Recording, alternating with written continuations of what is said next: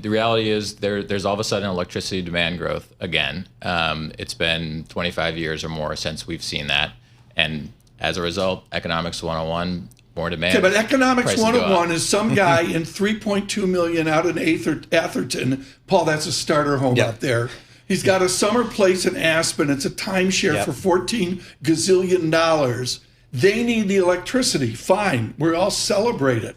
Why can't the rich guys foot the electric bill for the new demand? Why is it on the back of Lisa Mateo? It's the right question. And I think utilities, including Dominion, are looking for solutions. And I think the way to do that is the richest guys, so to speak, the tech companies need to pay their fair share and more. And I think we also need to make sure that we don't make investment in infrastructure to support load that doesn't eventually appear.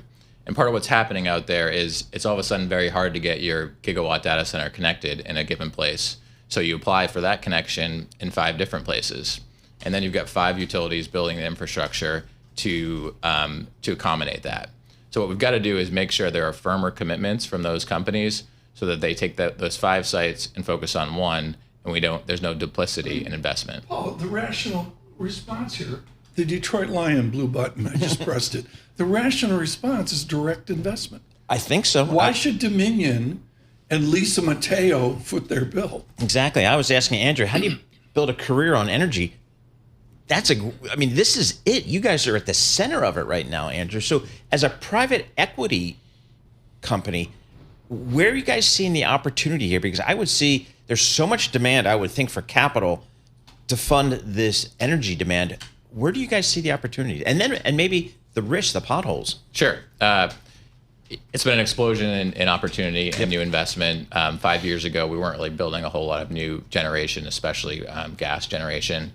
It was mostly just renewables, and that's fundamentally changed.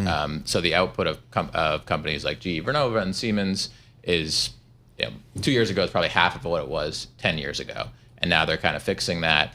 But it's a result of the huge increase in demand. And we all of a sudden need, I don't know what the number is going to be, but 100 gigawatts plus of new dispatchable, reliable capacity. And that represents a huge amount of capital investment, which is awesome for companies like us in our position. Where do you, I'm kind of the opinion that we're going to kind of need everything out there, whether it's gas, Absolutely. oil, renewables, nuclear. Yep. Where are you putting your chips these days? All of the above. Okay. Renewables, solar is the cheapest form of electricity in the U.S. still, but it's not as reliable as gas or nuclear or other forms of dispatchable energy. So there's a reliability adder that you need to consider. But all of those sources that you mentioned are going to be needed. We're going to need to keep some older plants on longer. We're going to need to build more new capacity in solar, especially gas. And longer term, there's going to have to be contribution from nuclear, but it's going to be hard. And I think maybe the other thing that's less talked about is the supply side, is the demand side.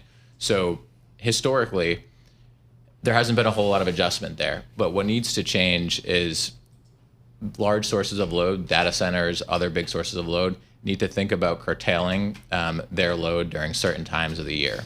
So there have been studies out there. Duke University did a really interesting study where See, Lisa?